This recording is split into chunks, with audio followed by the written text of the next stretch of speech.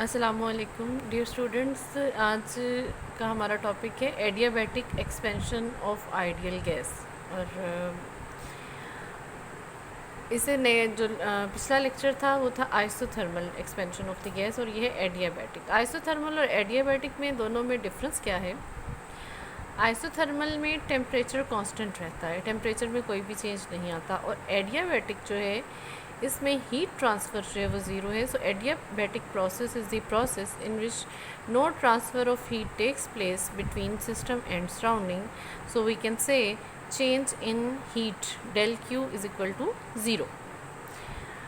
अब जब system and surrounding में हीट का ट्रांसफ़र नहीं होता तो हम ये कह सकते हैं कि डेल क्यू हमारे पास ज़ीरो है। Now first law of thermodynamics क्या है? Change in internal energy is the sum of heat plus work. जब इसमें हीट जो है वो ज़ीरो है, ना हीट इसमें जो है वो एक्सचेंज जो है वो नहीं होती, तो हमारे पास बाकी का रिलेशनशिप रह जाता है del E is equal to W. Means के internal energy is equal to W. If internal energy of the system increases it is at the cost of work done on the system. अगर system पर work done किया जाएगा तो उसकी internal energy increase होगी, और अगर सिस्टम जो है वो वर्क करता है सराउंडिंग पे तो उसकी इंटरनल एनर्जी डिक्रीज़ होगी। मींस के जो वर्क डन है वो eight the cost of internal energy है, और इंटरनल एनर्जी में जो गेन है वो at the expense of work है। तो ये कंडीशन एडियाबैटिक में हमारे पास आती है। अब सपोज़ करें हमारे पास एक सिस्टम है जिसमें हमारे पास एक सिलेंडर है जिसमें आइडियल गैस फिल्ड है। उस पर जो है पी प्रेशर जो है वो अप्लाई हो रहा है, और वी उसका जो है वो वॉल्यूम है। अब अगर हमारे पास जो है गैस एक्सपेंड करती है तो उसका वॉल्यूम जो है वो वी से चेंज होके V1 से चेंज होके V2 हो जाता है। तो हम ये कह सकते हैं कि इसके वॉल्यूम में जो है वो चेंज आता है। अब ये जो वॉल्यूम में ये गैस एक्सपेंड हो रही है, वॉल्यूम इंक्रीज़ हो रहा है, तो इट मीन्स कि सिस्टम जो है वो सराउंडिंग पे वर्क कर रहा है। अब जब सिस्टम सराउंडिंग पे वर्क करेगा तो उसकी इंटरनल एनर्जी में चेंज आएगा, और वो इंटरनल एनर्जी में चेंज नेगेटिव आएगा। तो यहाँ पर हम माइनस का साइन यूज़ करते हैं, minus del E is equal to P del V. या कन्वर्सली इसे हम इस तरह से भी लिख सकते हैं पी डेल वी। अगर वर्क जो है इसको हम पॉजिटिव लेते हैं तो इंटरनल एनर्जी में चेंज नेगेटिव है, या फिर अगर वर्क डन नेगेटिव है तो इंटरनल एनर्जी में चेंज पॉजिटिव है। अब हमने देखा था specific heat capacity at constant volume जो है वो change in internal energy with respect to temperature है। इसमें से इंटरनल एनर्जी की वैल्यू हमें चाहिए, डी टी को दूसरी साइड पर ले जाएंगे तो डी ई जो है change in internal energy that is equal to C V D T. अब इसकी वैल्यू यहाँ पर हम पुट करते हैं सी वी डी टी, तो change in internal energy D E की जगह हम इसकी वैल्यू पुट कर देते हैं। तो नेगेटिव का साइन हम इसमें जो है वर्क डन के साथ जो है पी डेल वी के साथ जो है वो यूज़ करेंगे। अब आइडियल गैस के लिए जनरल गैस इक्वेशन है P V is equal to N R T. अगर हमारे पास 1 मोल ऑफ गैस हो तो P V is equal to R T, और वी वॉल्यूम को आप इधर ले आएँ तो P is equal to R T over V. अब इसमें ये जो प्रेशर की वैल्यू है ये यहाँ प्रेशर वॉल्यूम वर्क में हम प्रेशर की वैल्यू सब्स्टिट्यूट कर देंगे, तो पी की जगह आ जाएगा R T over V. Minus का साइन जो है ये नेगेटिव वर्क डन को शो कर रहा है, तो minus R T over V into del V is equal to C V del T.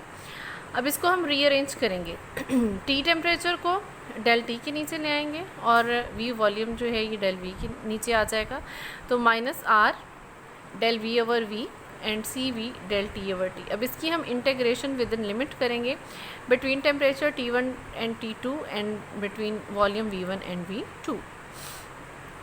Integration लेंगे तो इसमें इसकी इंटेग्रेशन जो है वो log of V2 over V1 आ जाएगी, और इसमें इसकी इंटेग्रेशन जो है वो log of T2 over T1 आ जाएगी। ठीक है, अब इसमें जो है नेगेटिव का साइन है, नेगेटिव के साइन को ख़त्म करने के लिए हम इस टर्म को उलट कर देंगे, ये we log of V1 over V2। जब ये टर्म इन्वर्ट हो जाती है तो नेगेटिव का साइन ऑटोमेटिकली ख़त्म हो जाएगा। लॉग में जब आप किसी टर्म को इन्वर्ट करेंगे तो उसका साइन जो है वो चेंज हो जाता है। अब हमने रिसेंटली डेरिवेशन ड्राइव की है C P minus C V is equal to R, तो आर की जगह हम इसकी वैल्यू सब्स्टिट्यूट कर देंगे C P minus C V. ये सी वी इधर मल्टीप्लाई हो रहा है, इसे दूसरी साइड पर ले आएंगे, इधर आके ये डिवाइड हो जाएगा। अब C P minus C V, और ये C V minus C V जो है ये 1 आ जाएगा। अब C P divided by C V, जो C P by C V की जो रेशो है, ये specific heat capacity at constant pressure and specific heat capacity at constant volume की रेशो है, और ये रेशो जो है हमारे पास ये गैमा के इक्वल होती है। तो अब इसमें हम C P over C V minus 1 log of V1 over V2 is equal to log of T2 over T1। अब हमारे पास जो Cp और Cv की रेशो है, Cp over Cv that is equal to gamma, तो इसकी रेशो जो है हम यहाँ पर जो है वो पुट कर देंगे। तो अब ये Cp ओवर Cv की जगह गैमा आ गया, तो ये गैमा माइनस 1, क्योंकि Cv ओवर Cv जो है ये कट होके 0 नहीं होगा, ये कट होके 1 के इक्वल आएगा, तो ये गैमा माइनस 1। अब इसका हम एंटी लॉग ले लेते हैं। ये लॉगरिथम है, लॉगरिथम का आपने थर्ड ला पढ़ा होगा कि जो पावर होती है वो शुरू में आ जाती है, मल्टीप्लाई हो जाती है। तो जब अब इसका एंटी लॉग लेंगे तो ये जो इसका शुरू में कोफिशिएंट है ये इसकी पावर बन जाएगा। तो ये T2 over T1 is equal to V1 over V2 gamma minus 1, इसके इक्वल आ जाएगा। अब इसको हम क्रॉस मल्टीप्लाई करते हैं, तो ये क्रॉस मल्टीप्लाई होकर ये टर्म आ जाएगी T2 V2 gamma minus 1 is equal to T1 V1 gamma minus 1, या इसको हम जर्नल एक्सप्रेशन में अगर हम लिखेंगे तो TV gamma minus 1 is equal to constant. ये एक्सप्रेशन एडियाबैटिक एक्सप्रेशन कहलाता है। अब इसको अगर हम मज़ीद सिंप्लीफाई करें या इसको हम प्रेशर की टर्म में लाना चाहिए, ये था टेम्परेचर और वॉल्यूम की टर्म में। अगर हम इसको प्रेशर और वॉल्यूम की टर्म में लाएं तो हमारे पास सिंपली जो है वो बॉयल्स लॉ है।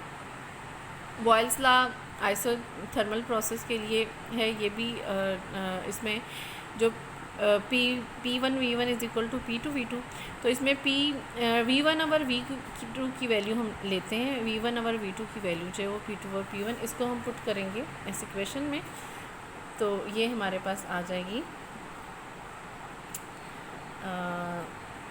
सॉरी, यहाँ से इसे हम स्टार्ट करते हैं। जर्नल इसे हम अगेन आइडियल गैस लेंगे। आइडियल गैस के लिए जर्नल गैस इक्वेशन यूज़ करेंगे। According to general gas equation P1 V1 over T1 is equal to P2 V2 over T2। तो इसमें हम T2 ओवर T1 की वैल्यू जो है वो निकालेंगे। तो T2 वो इधर ले जाएं, ये P2 V2 over P1 V1 हमारे पास आ जाएगा। अब इसमें हम इसकी वैल्यू सब्स्टिट्यूट करेंगे T1 और T2 की इस वाली इक्वेशन में, इक्वेशन नंबर ए में।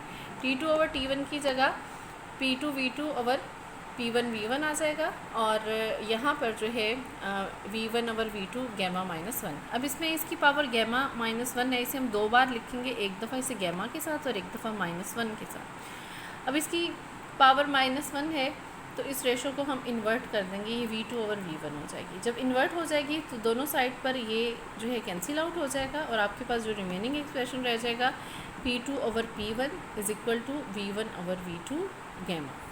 तो इसे हम रीअरेंज जब हम करेंगे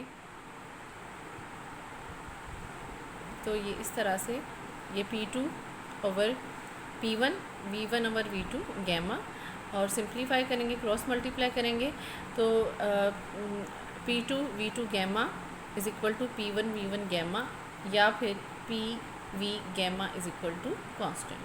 तो ये हमारे पास जो है दूसरा इसका डेरिवेशन है, जो कि जो है एडियाबैटिक प्रोसेस के लिए यूज़ होता है। अब हम देखते हैं डिफरेंस क्या है एडियाबैटिक और आइसोथर्मल चेंज में। अब आइसोथर्मल चेंज के लिए बॉयल्स लॉ एप्लीकेबल है, PV is equal to constant, जबकि एडियाबैटिक के लिए PV gamma is equal to constant. अब इसका कंपैरिजन जब हम करेंगे तो गैमा की वैल्यू जो है ये CP और CV की रेशो है, और CP और CP अब ये भी हमें मालूम है कि CP और CV का डिफरेंस जो है वो R के बराबर है। इट मीन्स कि CP is greater than CV। तो CP जब CV से ग्रेटर होगा तो इनकी रेशो जो है वो हमेशा 1 से एक्सीड करेगी। इट मीन्स कि यहाँ पर वॉल्यूम की वैल्यू 1 है, यहाँ पर वॉल्यूम की वैल्यू 1 से ज़्यादा है, और अगर हम एयर की बात करें तो एयर की डी गैमा की वैल्यू 1.3 समथिंग होती है। तो अब इसमें जो है ये वैल्यू हमेशा 1 से ग्रेटर होती है। जब 1 से ग्रेटर होती है तो अब इसमें ये जो हमारे पास रेशो आएगी, अब जब हम प्रेशर को डिक्रीज़ करेंगे तो प्रेशर को डिक्रीज़ करने से जो वॉल्यूम में इंक्रीज़ आता है वो आइसोथर्मल के केस में ज़्यादा होगा और एडियाबैट के केस में कम होगा। ये ग्राफिकली हम इसको एक्सप्लेन करते हैं। ये हमारे पास पीवी कर्व है, ये प्रेशर और ये वॉल्यूम वर्क है। तो सेम प्रेशर पे जो ये अब इसमें ये आइसोथर्मल कर्व है जो कि तकरीबन जो है वो इसकी जो है वो आइसोथर्म, इसकी शेप को भी आइसोथर्म कहते हैं, ये इस तरह से जाता है। लेकिन एडियाबैट का जो कर्व है वो आइसोथर्म से डीप जाता है। मींस कि जब हम सेम प्रेशर लेते हैं तो सेम प्रेशर के लिए जो एडियाबैट है उसका वॉल्यूम कम होगा और आइसोथर्मल प्रोसेस में उसका वॉल्यूम जो है वो ज़्यादा होगा, क्योंकि जो एडियाबैट प्रोसेस है उसमें वॉल्यूम प्रेशर को डिक्रीज़ करने से वॉल्यूम जो है वो कम इंक्रीज़ होगा, क्योंकि उसकी जो कोफिशिएंट की उसकी जो पावर की वैल्यू है वो ग्रेटर देन 1 है। तो ये देखें, सेम प्रेशर पे एडियाबैटिक के केस में वॉल्यूम कम है और आइसोथर्मल के केस में वॉल्यूम जो है ज़्यादा है। तो इस तरह से हम आइसोथर्मल और एडियाबैटिक प्रोसेस जो हैं दोनों को कंपेयर करते हैं।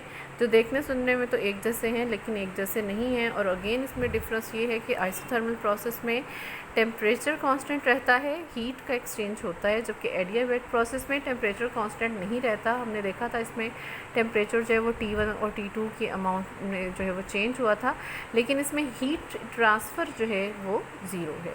होप सो कि आपको इसकी जो है वो अच्छे से समझ आ गई होगी।